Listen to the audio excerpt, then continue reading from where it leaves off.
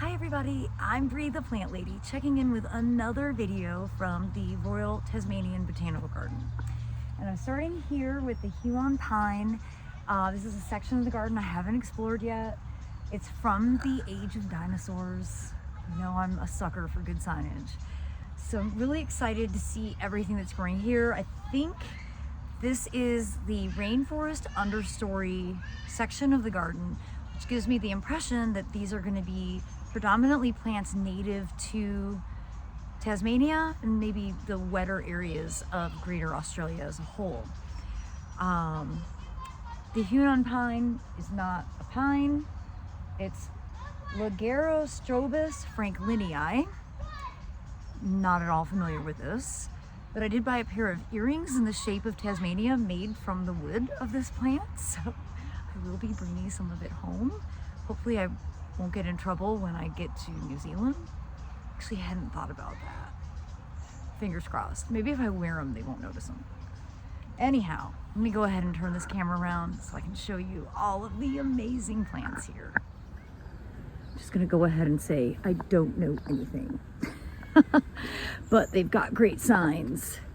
So, climbing heath, Prionotus cerinthoides, and Trochocarpa gunnii, fragrant purpleberry. You know, again, these are plants that I have never encountered before in my life, which makes traveling so exciting. You know, I've never actually grown a tree fern before. I'm constantly fascinated by them. And we've got Cyathea australis, the rough tree fern. I know there's a lot of different species of tree ferns, and again, I'm just acknowledging you guys. Oh my God, I thought it was a snake. I'm on snake patrol, even though they say they're not active now. But that's not a snake, it's just a branch. Okay, I did nearly just pee myself, just to let you guys know. Again, all the snakes and all the spiders are poisonous, and everybody talks about it constantly. I'm really glad that was a branch. So, back to the important things. Tree ferns. And here we have Tasmaniana lanceolata.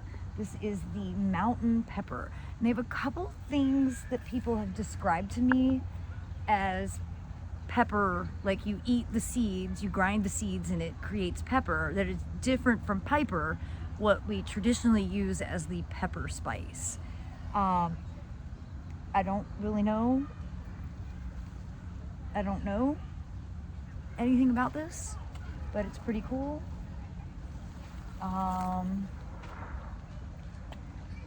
Yeah. Actually, that might... Oh, wait. That is this plant. Oh my gosh. Okay. So here's the pepper. This one. Here is actually a native plum. And it's an inedible fruit used as medicine. This is let me just turn the camera around and show you the label.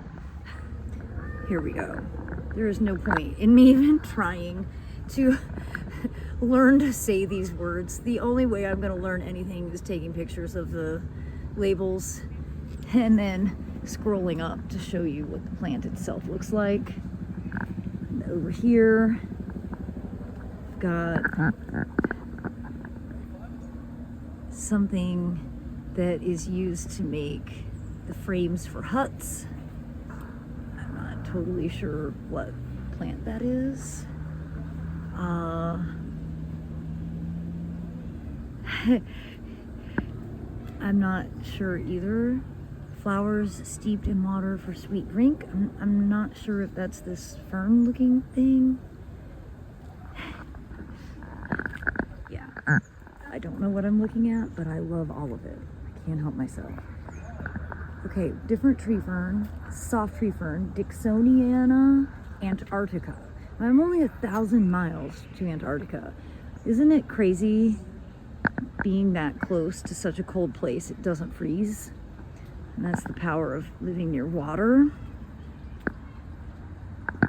And the ferns are really amazing. Oh my God, you guys. it just keeps on going. Oh, I've done a very bad job of not covering a lot of ground so far. And there's like a huge edible garden that's on like the other side. Oh, I definitely am going to need more time here. And then coming out into a lot more sun. Leptospermum, the woolly tea tree. I'm unfamiliar with it, but I like it.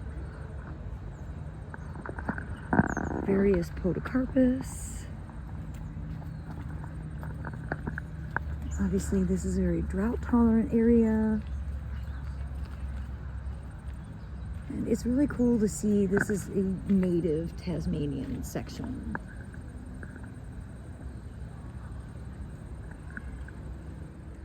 And of course, on the other side of the walkway, the native Tasmanian section continues.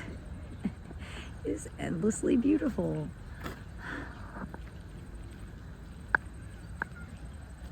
Ferns and ferns and ferns, and it's pretty remarkable. Now, obviously, here at the Botanic Garden, stuff is irrigated. Again, Hobart averages 18 inches of rain annually. In North Carolina, we get 60 plus inches of rain annually.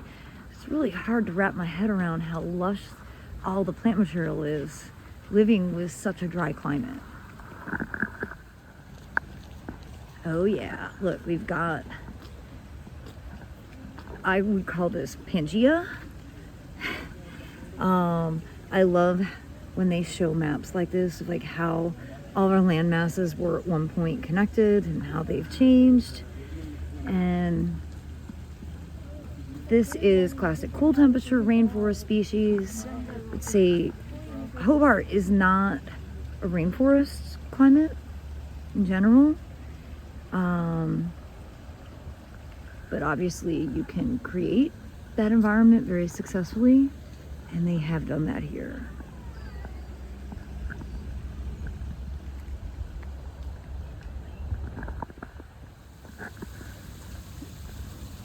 I really like these signs shaped like Tasmania. They give you a lot of good information, great amount of diversity, many plants which aren't found anywhere else, and they don't really allow for any importation. It's really, really difficult to get plants imported here. So they, like New Zealand, have really done a good job preserving. I don't know what that bird is, but it's pretty. Everything here screeches though. Everything makes these horrible sounds. The possums are crazy and very destructive. Look at this beautiful waterfall. I've interacted with a lot of wallaby. I had no idea how innocuous they are. So here's some more information about ferns. Oh, they're just spectacular.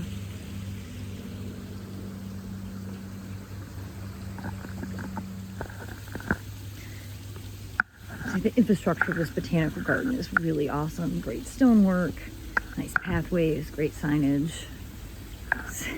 Yeah, it would be a lot less fun without the signage because you wouldn't know what you're looking at. That is the Tasmanian laurel, and that is what has flexible branches to make dome-shaped huts, which would have been utilized in the early days. You know, Tasmania was a prison encampment. I went by Port Arthur yesterday. I didn't have time to explore it, but it looked really cool. But it's like a convict island. Unfortunately, many of the convicts were sent here for really small things like stealing bread. And, well, it's a lot to be learned from history. I wish that we were learning more from it, literally at this moment in 2025.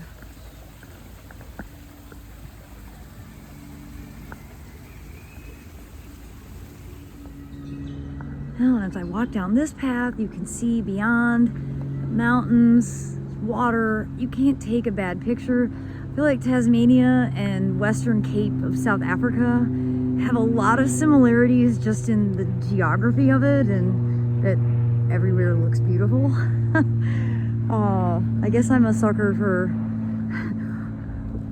ocean and mountains. It's just not something we don't have. We have both of those things in North Carolina. We just don't have them in the same place. So this is a really interesting plant that I've never seen before. So this is Bedfordiae salicina, and its branches are used as pegs. Oh, okay, there you have it. Well, if you've watched my videos, you know I love Araucaria. Here's Araucaria cunninghamii. This is the hoop pine, which when I was in Brisbane, this was an important plant. Actually, it's like how I went to that koala sanctuary. It was identified via the river based off of a big hoop pine. Again, not a pine, but that word, my common names are stupid. It's kind of innocuous. You can see other Araucarias, Norfolk Island pines, and they have quite a few species here that I'm hoping that as I continue to walk, I will find more about. And then we've got some Banksia. Now there's a lot of Banksia. I am not a Banksia expert at all. I also don't know much about Protea. They grow a lot of Protea here. This is Banksia serrata, and you can see it's got nice kind of sawtooth leaves. These flowers are done blooming and they're in the seed set stage. They create these really awesome cones that take a long time for the seeds to actually pop out. You could treat them with fire to expedite the process. Well, now I'm coming into the dry forest area, which is more like this, like Hobart's region. And here we have acacia. They call acacias wattles, and they're very flammable. So when they have wildfires here, this and eucalyptus, as they call them, gums, are really the main reason for things to burn so quickly. There's a lot of acacia. Again, not a plant I have any experience with, but certainly intrigued. And then on this side, you start coastal shrubs. So, oh, here's Lamandra, which is a plant that we grow ornamentally in North America, and more Banksias. And then, of course, here is eucalyptus, which has these really remarkable seed pods. And I've seen quite a few in bloom. This one isn't right now, but seed heads are so awesome. Okay, I've said all of that wrong. This is Corymbia, not eucalyptus, and apparently that's what gums are. Oh my god, I've been misunderstanding everything the whole time I've been here. That's why signage is so important.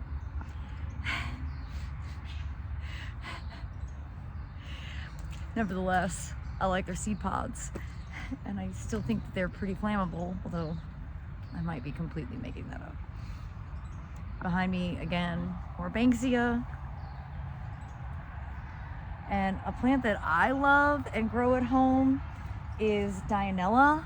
And this is a different species. This is the blue flax lily, which is native to Victoria, New South Wales, and Queensland.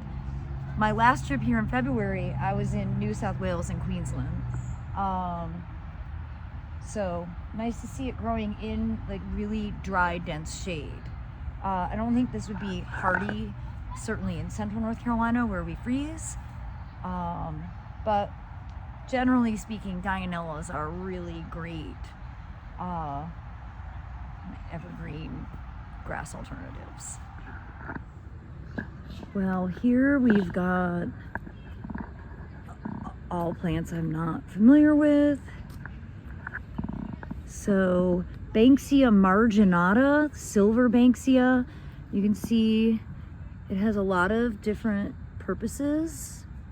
And what's great is I can actually show you what the flowers look like before they completely dry out. It is such a cool plant. I mean, I know they aren't going to live in North Carolina, but great inspiration. Really, all these silver leaf plants don't have much of a chance of living in my extremely wet, humid environment, but I certainly do appreciate them.